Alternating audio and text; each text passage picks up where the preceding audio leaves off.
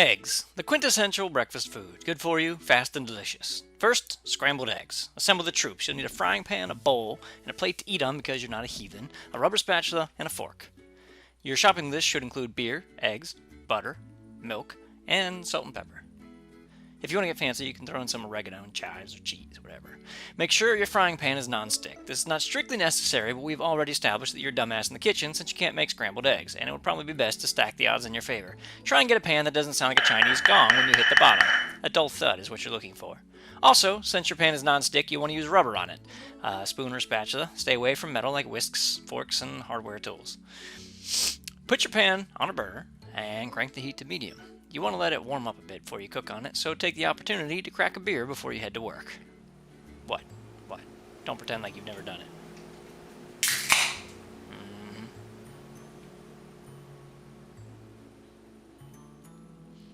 Once you can feel the heat coming off the pan, you're going to take some butter and you're going to throw it in there.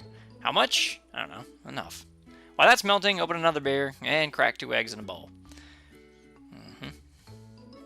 There we go. Alright, whisk them vigorously with the fork. If you like dense eggs, you want to mix with the side-to-side motion. If you prefer fluffy, like little clouds, use a circular motion like you're dancing the Macarena. You're going to put a little salt and pepper, add that to the party. Milk can make your eggs a little bit creamier, but it also slightly ups the chance of them burning. You can add a little bit if you want. How much? I don't know.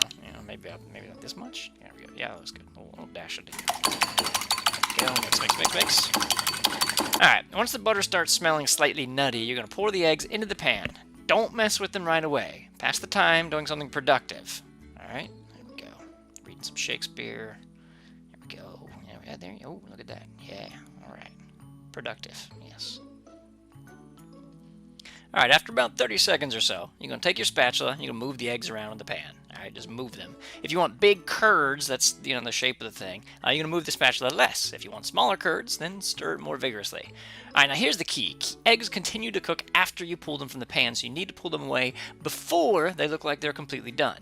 If you want to add any extra ingredients, this is the time, when your eggs still look running, but are starting to firm up. You can mix in cheese, whatever it is that you need.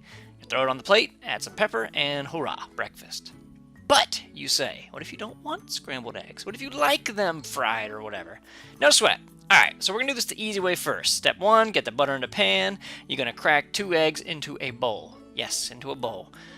Because this way it will allow our eggs to cook simultaneously. Alright, so 2 eggs in a bowl, let it heat up. Now we're going to do this the easy way first. This is technically not fried eggs. This is not eggs over easy. But when you're first learning, this is kind of like the foolproof method to get, I guess what you'd call dippy eggs. That's what I called it when I was like 6. Alright, so what we're going to do is once your butter gets nice and hot, we're going to throw the eggs into the pan, we're going to add water, and we're going to put a lid over top. Alright, it's going to look something a little bit like this. There we go. Alright, yeah.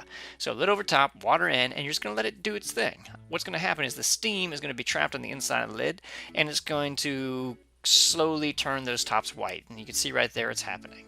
So whenever you get it that nice and white, kind of like an over easy egg, you're going to turn off the heat. You're going to remove the lid. Careful, it's hot. Steamy. Yep, okay. And then, plate it, add salt and pepper, and do your typical things. Now, I will say that this is not as good as eggs over easy, but it's pretty damn easy. You cannot mess this up no matter how much of a dumbass in the kitchen you are, okay? So this is what you do whenever you're first starting. You don't feel confident about the idea of actually flipping eggs as if they were over easy. So there you go. This is the cheap way. But if you want to do it the real way, here's how we do it. We're going to go ahead and put your heat on just like before. We're going to add butter to the pan just like before. Why do we add butter all the time? Because butter is freaking delicious. That's why. Alright.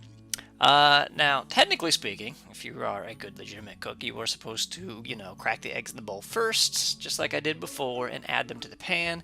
However, I'm a godless heathen, and I also hate doing dishes. So instead, I am going to actually just crack the eggs directly into the pan. There's a couple of reasons you don't want to do this. The first is because, 1, you can get shells in there. 2, because you can actually get bacteria that's on the outside of the egg into your eggs. And 3, because unless you crack both eggs simultaneously, you're going to have different cooking times for both of your eggs, which obviously is, not ideal. But again, I really don't care because I'm just making breakfast for myself. So we're going to heat up this butter in this pan, and we're going to crack the eggs in, and then we're going to let them cook, and then we're going to do the flip. Everybody's terrified of the flip, but the flip will be just fine. I was going to tell you how to do it. Alright, so here we go. Butter's heating up. There you go. Once you got that nice foam on there, that's when you know it's good. Your nose will also tell you because it will start to smell a little bit nutty. So here we go. Nice hot pan.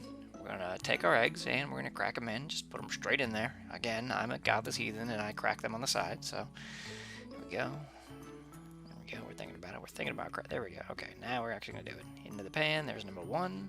And you can see how quickly this starts to cook up. So you can see that there's definitely going to be a difference in the cooking temperature time there.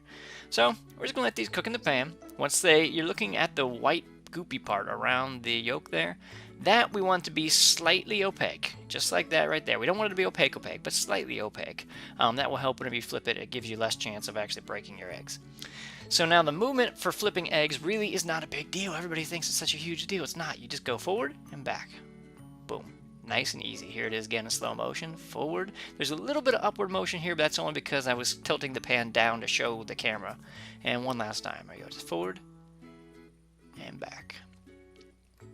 I recommend practicing this motion actually with a piece of bread. When I was first learning how to cook, what we did was I'd put a pancake, already cooked pancake, in a pan, and I would just walk around the kitchen and I would just flip it. No matter what it was I was doing, I just flip it, flip it, flip it, flip it, and I'll start to build up the muscle memory. Once you know how to do this, once your arm and your hand knows how to do this, it's easy peasy. It's not that hard.